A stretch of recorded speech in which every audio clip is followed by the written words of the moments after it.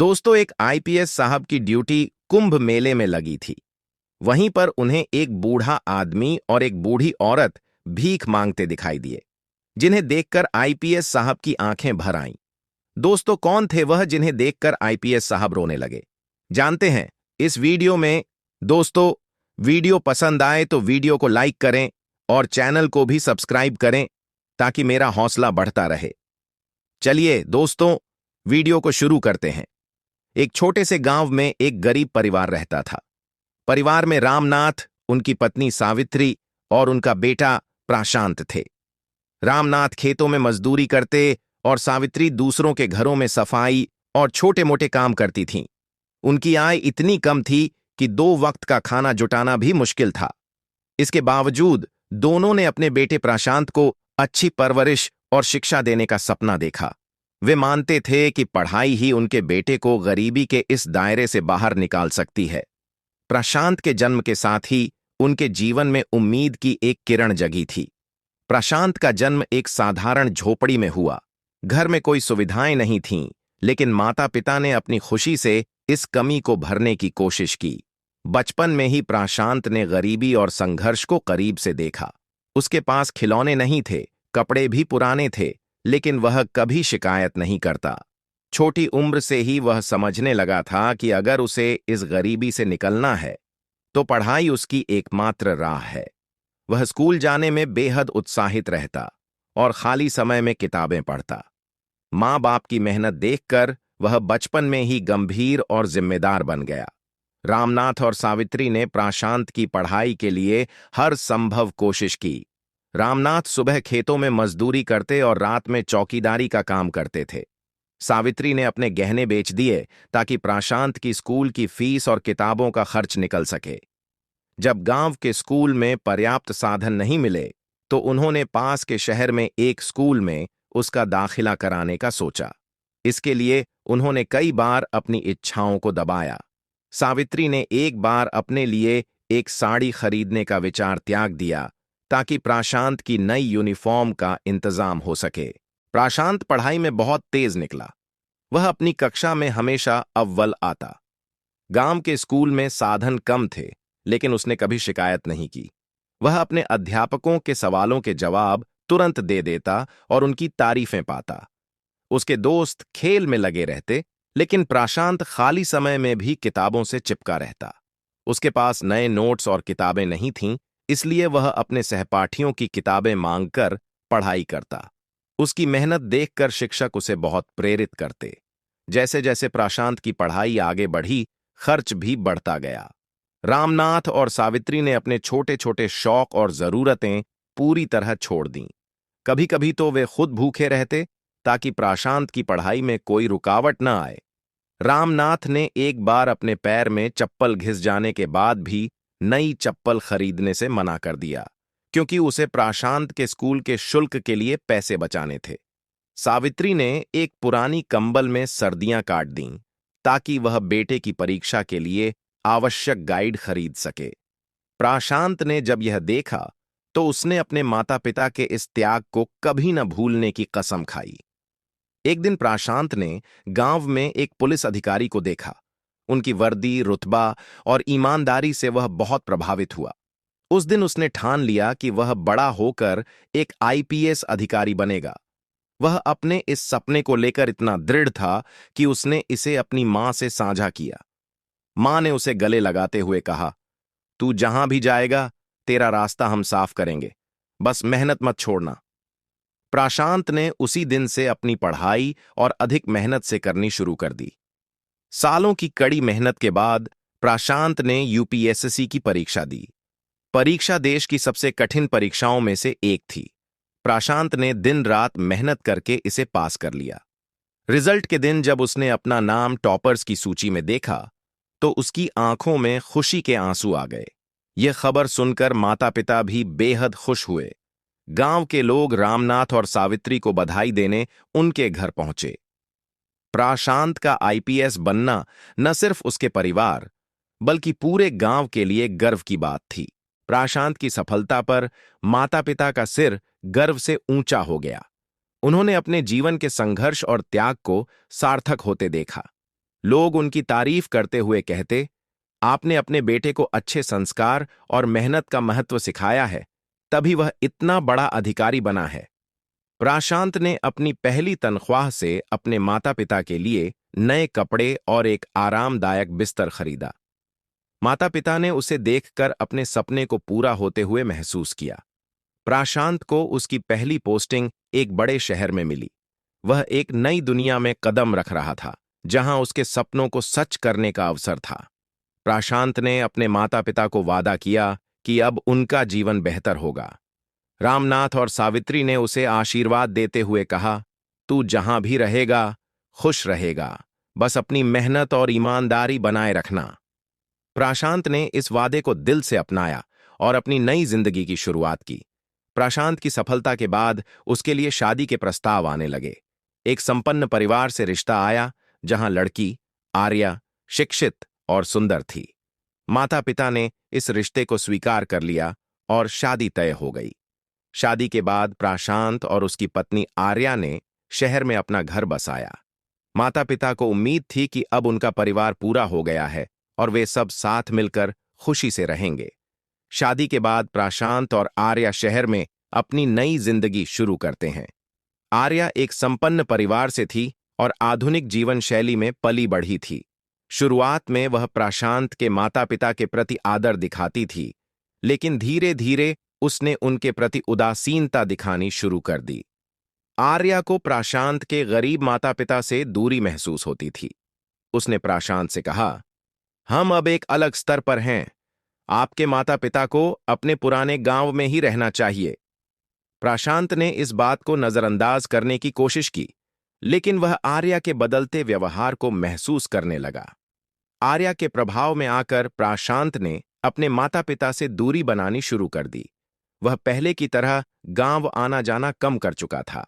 जब भी उसके माता पिता फोन करते तो वह व्यस्त होने का बहाना करता।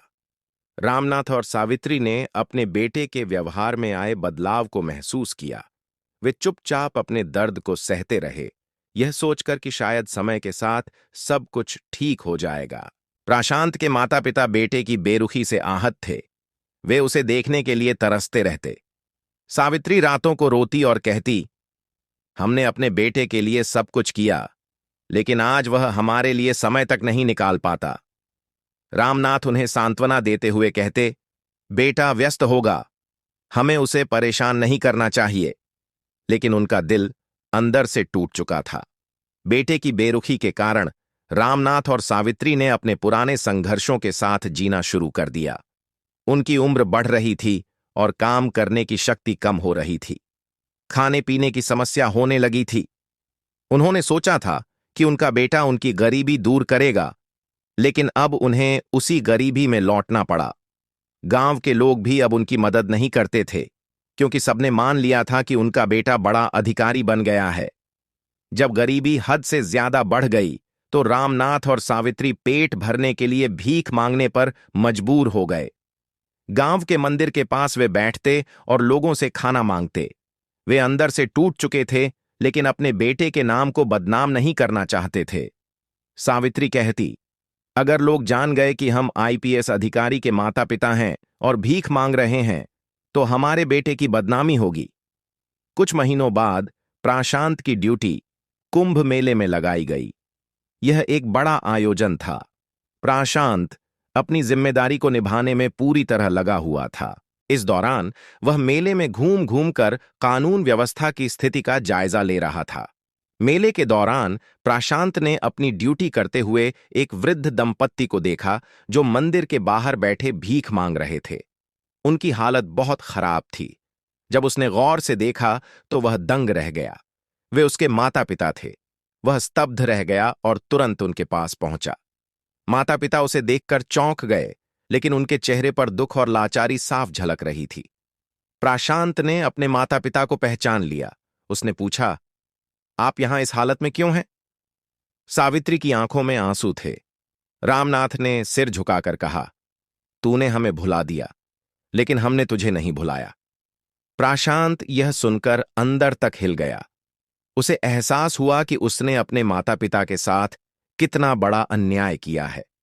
प्राशांत को अपने माता पिता के चेहरे पर गहरा दुख और लाचारी दिखाई दी। उनकी झुकी हुई पीठ और कांपते हुए हाथ उसकी आत्मा को झकझोर रहे थे। उसने महसूस किया कि वह अपने माता पिता को खुशियां देने में नाकाम रहा। सावित्री ने कहा, हमने तुझे बड़े सपने देखने दिए, लेकिन हमें क्या पता था कि उन सपनों में हमारी जगह नहीं होगी। प्राशांत यह सुनकर फूट फूट कर रोने लगा। प्राशांत को अपनी गलती का एहसास हुआ। उसने माता पिता के पैरों पर गिरकर माफी मांगी। वह कहने लगा, आपने मेरे लिए सब कुछ किया, लेकिन मैं आपका ख्याल नहीं रख पाया। मुझे माफ कर दीजिए। रामनाथ ने उसे सहारा देकर उठाया और कहा, बेटा, हमें तुझसे शिकायत नहीं है। हम तेरा भला ही चाहते थे। प्राशांत ने मन ही मन ठान लिया कि वह अपने माता पिता की खोई हुई खुशियां वापस लाएगा। प्राशांत ने मेले में ही माता पिता के सामने हाथ जोड़कर माफी मांगी। उसने कहा, मुझे माफ कर दो। आपकी मेहनत और त्याग के बिना मैं यहां तक नहीं पहुंच पाता। मैंने आपको भूलकर सबसे बड़ी गलती की है। सावित्री ने अपने बेटे के सिर पर हाथ रखते हुए कहा, हमारा दिल तो तुझे देखकर ही भर आया है, लेकिन क्या यह जरूरी था कि हमें यहां तक आना पड़े बेटा? रामनाथ ने गहरी सांस लेते हुए कहा, अगर तुझे अपनी गलती का एहसास हो गया है तो यही हमारे लिए काफी है। प्राशांत की माफी पर रामनाथ और सावित्री ने अपने दिल की बात कही। रामनाथ बोले, हमने तेरी खुशी के लिए अपना सब कुछ त्याग दिया, लेकिन क्या हमारे सपने इतने छोटे थे कि तू हमें भुला बैठे? सावित्री ने जोड़ा, तुझे आईपीएस बनाकर हमने खुद को गौरवान्वित महसूस किया था, लेकिन आज हमें लगता है कि हमने अपने ही बेटे को खो दिया। ये शब्द सुनकर प्राशांत का दिल और भी भारी हो गया। उसने वादा किया कि वह अब अपनी गलतियों को सुधारेगा। घर लौटकर प्राशांत ने अपनी पत्नी आर्या से बातचीत की। उसने स्पष्ट शब्दों में कहा, मेरे माता पिता ने मेरे लिए जो किया वह कोई नहीं कर सकता, लेकिन तुमने उन्हें अनदेखा करने का दबाव डालकर मुझे उनसे दूर कर दिया। आर्या ने पहले बहाने बनाने की कोशिश की, लेकिन प्राशांत के गुस्से और दर्द को देखकर वह चुप हो गई। उसने महसूस किया कि वह गलत थी और अपने पति को गलत रास्ते पर धकेलने के लिए जिम्मेदार थी। प्राशांत ने ठान लिया कि अब वह अपने माता पिता को अपने साथ शहर लाएगा। उसने गांव जाकर माता पिता से कहा, अब आप मेरे साथ चलेंगे। मैं अपनी गलती सुधारना चाहता हूं और आपको वह जीवन दूंगा जिसके आप हकदार हैं। रामनाथ और सावित्री ने पहले हिचकिचाहट दिखाई, लेकिन बेटे के आग्रह को देखकर वे मान गए। प्राशांत ने उन्हें भरोसा दिलाया कि अब उन्हें कोई परेशानी नहीं होगी। प्राशांत ने गांव में लोगों के सामने अपने माता पिता की गरीबी का सच स्वीकार किया। उसने कहा, मेरे माता पिता ने मेरे लिए जो किया, मैं उसका कर्ज कभी नहीं चुका सकता। मैं अपनी गलतियों को सुधारने के लिए यहां आया हूं। लोगों ने प्राशांत की ईमानदारी की सराहना की और रामनाथ और सावित्री का सम्मान किया। अब पूरे गांव में यह बात फैल गई कि उनका बेटा अपनी गलती सुधारने के लिए आगे आया है। आर्या को भी अपनी गलती का एहसास हुआ। उसने प्राशांत से कहा, मुझे माफ कर दो। मैंने तुम्हारे माता पिता के साथ जो किया वह गलत था। अब मैं उनकी सेवा करूंगी और अपनी भूल को सुधारने की कोशिश करूंगी। आर्या ने अपने ससुराल वालों से माफी मांगी और उन्हें सम्मान देने का वादा किया। सावित्री ने उसे गले लगाते हुए कहा, बेटा, इंसान से गलती हो जाती है, लेकिन उसे सुधारना सबसे बड़ी बात है। रामनाथ और सावित्री अब शहर में प्राशांत के साथ रहने लगे। प्राशांत ने उन्हें एक आरामदायक जीवन देने के लिए हर संभव प्रयास किया। वह अपने माता पिता का ध्यान रखने के साथ साथ अपने काम पर भी ध्यान देता था। आर्या भी अपने सास ससुर की सेवा में जुट गई। परिवार में फिर से खुशियां लौट आईं। रामनाथ और सावित्री ने महसूस किया कि उनका बेटा अब सच में बदल गया है। प्राशांत को अब एहसास हो गया था कि असली रिश्ते वही होते हैं जो कठिन समय में आपके साथ खड़े रहते हैं।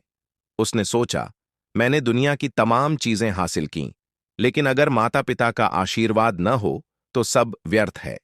उसने समाज में भी यह संदेश फैलाना शुरू किया कि माता पिता का सम्मान और सेवा हर इंसान की प्राथमिकता होनी चाहिए। रामनाथ और सावित्री के त्याग और बलिदान की महानता अब प्राशांत की जिंदगी का सबसे बड़ा सबक बन गई थी।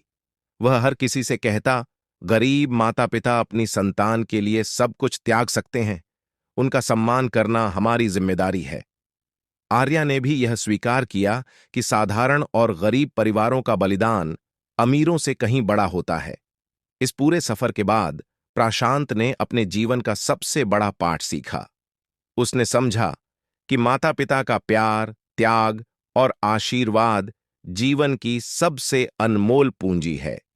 इस कहानी का संदेश है कि महानता यह है कि हम अपने माता पिता को कभी न भूलें और उनका आदर करें।